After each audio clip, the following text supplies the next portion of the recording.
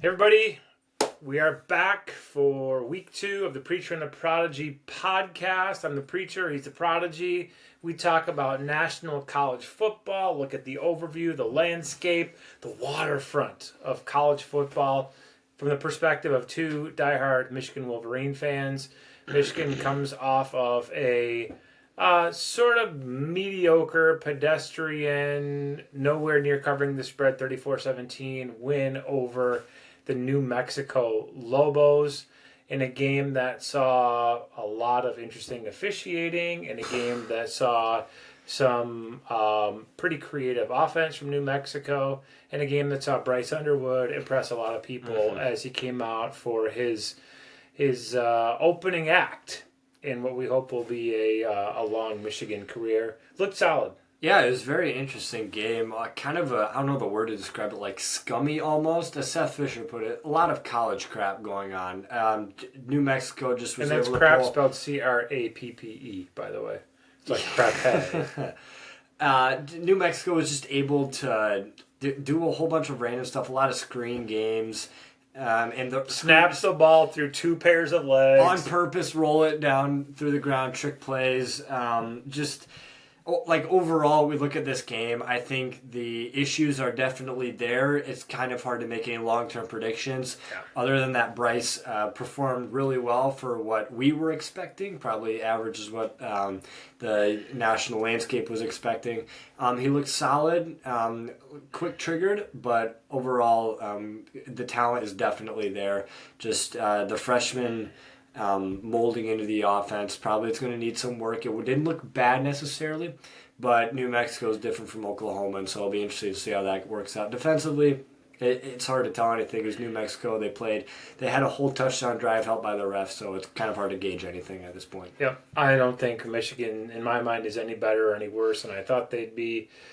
We did see inklings, as last year with the opening game against Fresno State, of some issues at that point. We saw quarterbacking was just not great. I think this year we see that offensive line play is going to be really inconsistent. I think we see there's a front four that does not have any superstars, despite my love for Derek Moore. But we can't tell, too, because there was so much rotation that happened. And so not much to say. We'll have a lot more to say after the Oklahoma game. But across the landscape of college football, 3 top 10 matchups.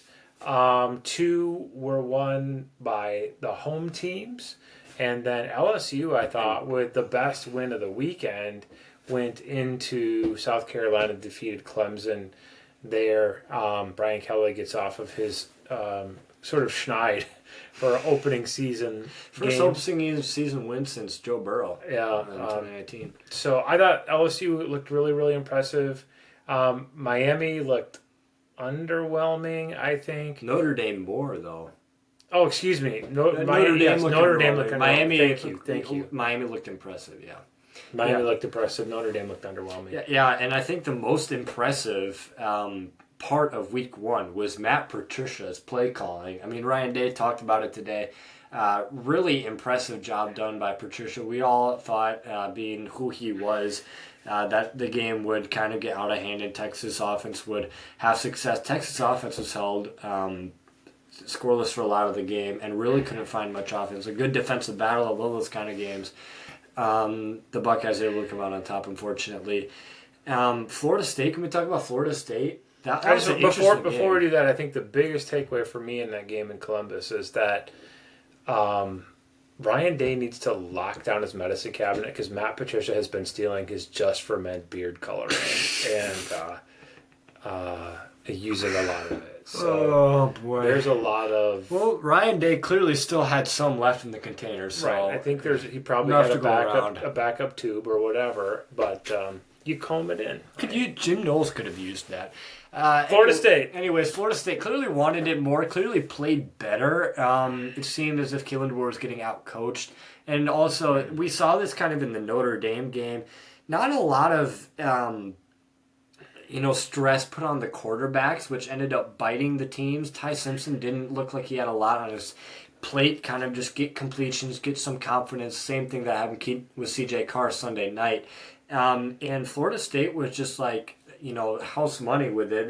We picked Alabama to cover a 13.5-point spread, and Because Florida State didn't Alabama care. always does. They always cover in these opening season games. Yeah, and Florida State, they were talking all the smack all offseason, and Tommy Castellanos showed out, and they look back to their, not quite to their 2023 form, but in that direction after a fluke of a 2024. But what you and I talked about this? What an opening weekend for the Sunshine State, which ironically enough had a lot of rain and crummy weather. But first, South Florida beats the living daylights out of Boise. Yeah. Miami over Notre Dame, Florida State over Alabama, and the biggest weekend of the game of the weekend, Florida rolls Long Island University 55-0. My goodness, Drops the Sharks a couldn't double quite nickel. put it up.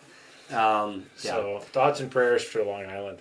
But we'll talk a little USF and UF as we look at the games ahead in week 2. A slightly less compelling slate of games. Believe us, if there's ever a Saturday to do your lawn work, to mow the lawn, to rake leaves if it's that point in your lawn at this point in the season, this is the weekend to do it, because you can get a house shingled.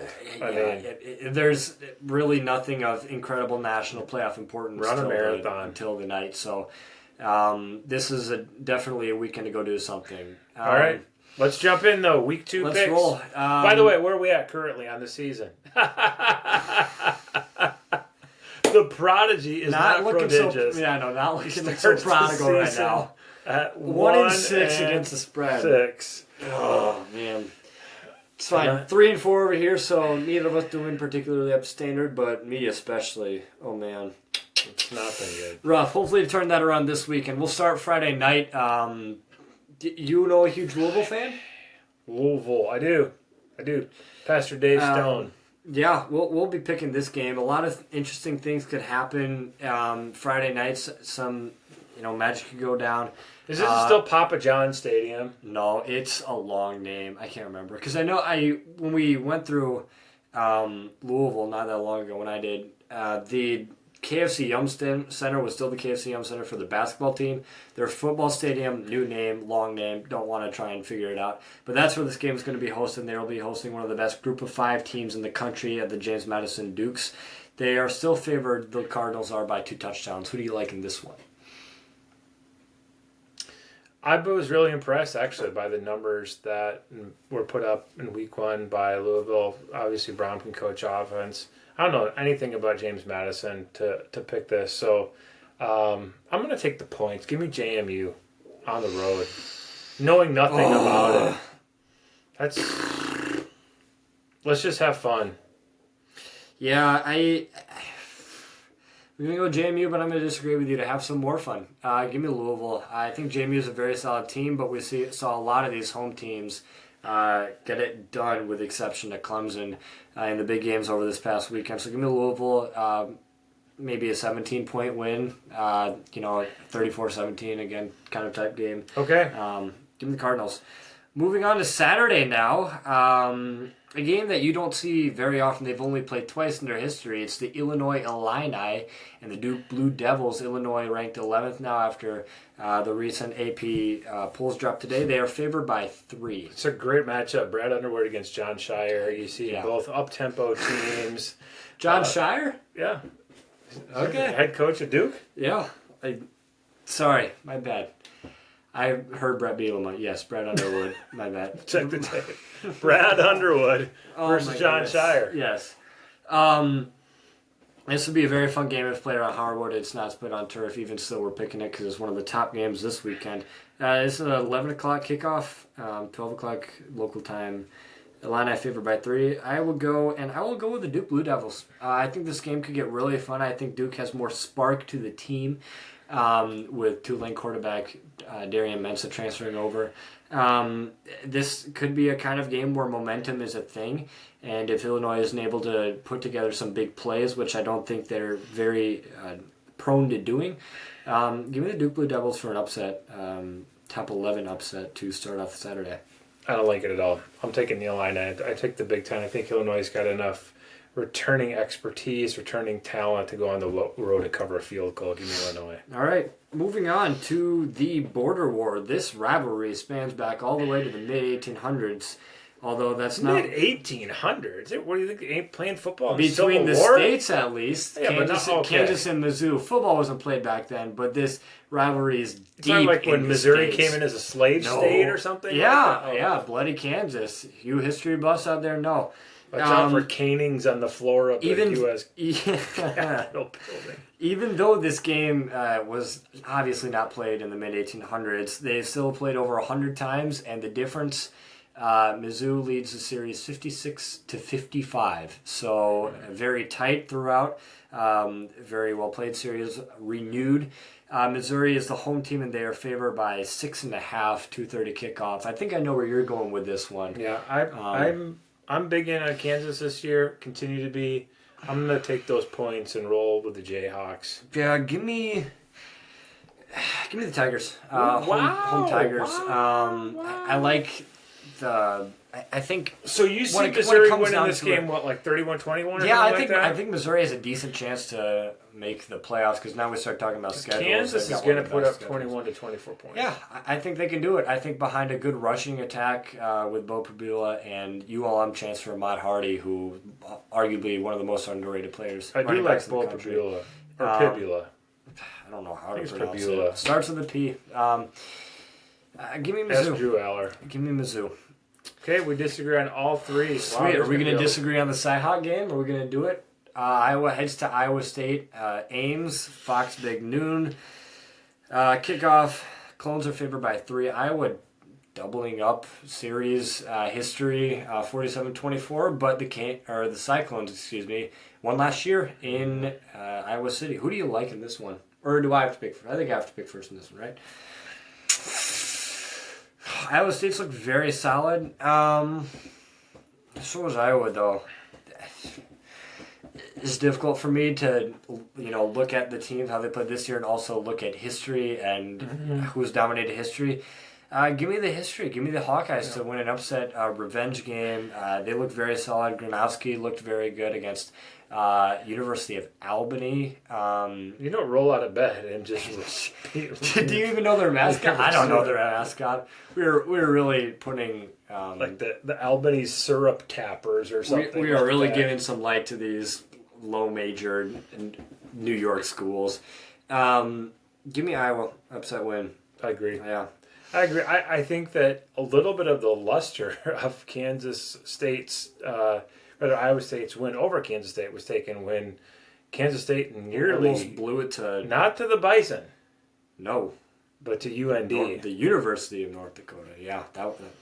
So Kansas State might not be as good a transitive property says perhaps Iowa State's not that good. I'm with you. I go with a long history. Kirk Ferentz knows how to win this game. Matt Campbell is a great coach, but he's got a little bit of a hex put on last year notwithstanding. He could be the Hawkeyes. If anyone were to know how to win the rivalry game, it'd be Kirk Ferentz. All right, to the big one, game day in Norman. When we say big one, we mean medium. Big one for us Michigan fans, one of the biggest of the season. A matchup of two top 17 teams. Well, a matchup of two teams that need to prove something in a big game, and this is the perfect opportunity to do it. Okay, I'm going to stop you right there. Michigan doesn't have to prove anything here. Sorry. Oklahoma might need to.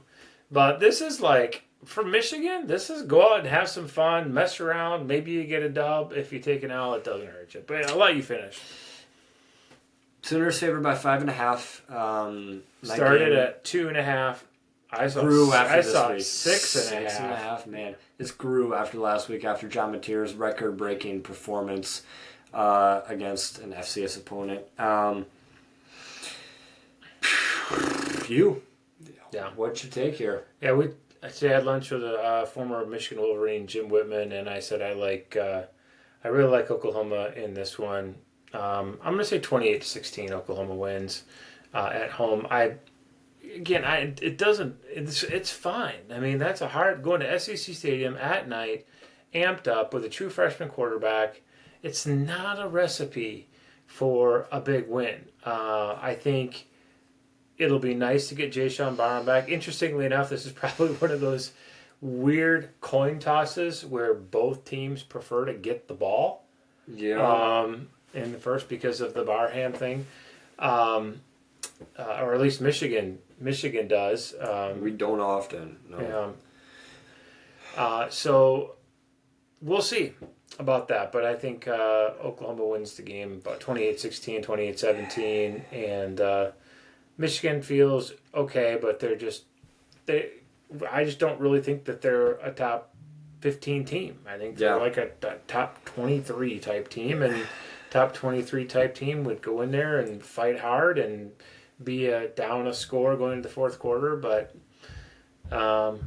I think Oklahoma prevails. Yeah, I'm right with you. I got 27-19 Sooners win. I think this is a Dominic Zavada game, and it's interesting we talk about Jason Barham. That might actually benefit Michigan a little bit because Oklahoma's going to stress the passing game a lot, and Barham, it's not his strength. His strength is beating running backs to the perimeter and getting right after the quarterback, and he didn't do a lot of that in New Mexico. A little bit underwhelming rushing performance by Oklahoma in their opening game against Southern Illinois. I think it was Illinois State. Illinois State, excuse me. Jade Knott banged up. I mean, they're going to rely on him a lot later in the year. He probably won't be 100%, but probably will play. You'd expect he'd play, but they still have Taylor Tatum. And I think, Mateer just has enough weaponry. But most importantly, I just think it's the Venables defense, which is going to be really just coming hard at Bryce. And without a proven deep threat or four, where you can just punish a really aggressive straight line Brent Venables defense, I think it'll be hard. Hogan Hansen being back will help Michigan. I'm a big Hogan Hansen fan, but I don't think it's. I mean, it's probably Hogan Hansen will probably get 3 catches for 18 yards. Yeah, or 24 yards. Do you know the status on Trey Williams? I do not know the status on Trey Williams. I mean, I think he was warming up. Shamari Earls hopefully will be back after his backflip of doom in the warm-ups. So they need him. I think this is a game that is 14-13 at half or something like that, but or 10-7. I just think it's a Dominic Zavada game. I think Michigan. This happens a lot in Michigan games where they'll score a touchdown on the first drive, and that'll be arguably the best drive of the game. It'll just be a lot. That's called the Bill Belichick college offense.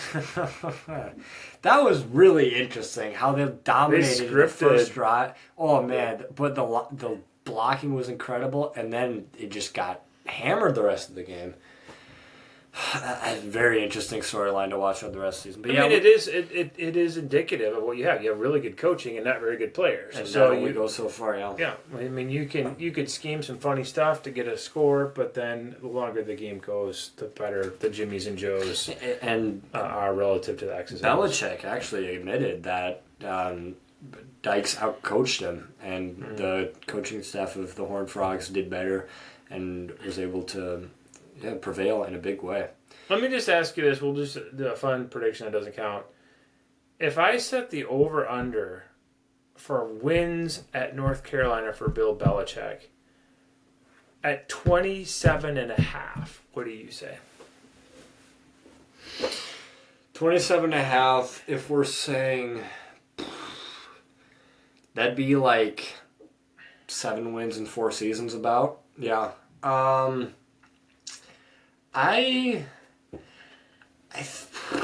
It's really difficult. It's a great question because I think he can definitely get past 7 wins. I just don't know if he can get past 4 seasons. Exactly. Give me the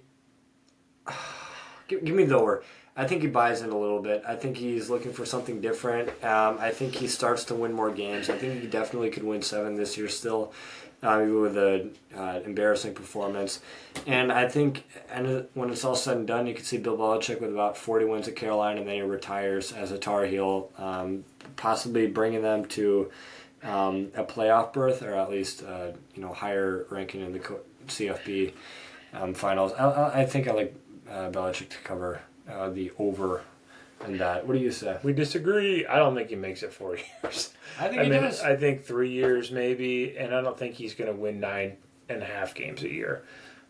So I think this is a I don't think his heart's in it. I mean, we'll see. I actually hope you're right and I'm wrong. It's good. It's fun. But I'm just like Dion too. He goes to Colorado. Oh, he's going to create a monster. Well, they had fun, but he's not. Well, building they were the hype train. He isn't building a great program in Boulder. The way they're looking, they're in the right direction. I understand you're saying like that's not the end goal. Yeah. If we're just looking at point A to point B to point C over these past few years, it's getting better per se. But that's not to say that he's trying to build a championship. I mean, even before the bladder cancer thing came up for Dion, like I would have set the over under for him at wins at Colorado at something similar, because I think either he succeeds and he goes to the NFL, or he goes to one of the Florida schools, or he fails and he retires and he goes back to the booth. Well, I think I can't see Bill Belichick in the NFL, and I can't see Bill Belichick in the booth, and I think he doesn't want to retire either. I see him on a fishing boat. I don't. I think with his girlfriend. He enjoys it. So I think his girlfriend likes fishing. Yeah. His 29-year-old or something. No. Text her and find out. Until next time on The Preacher. Prodigy. Peace. Peace. Stop. Ooh, wrong button.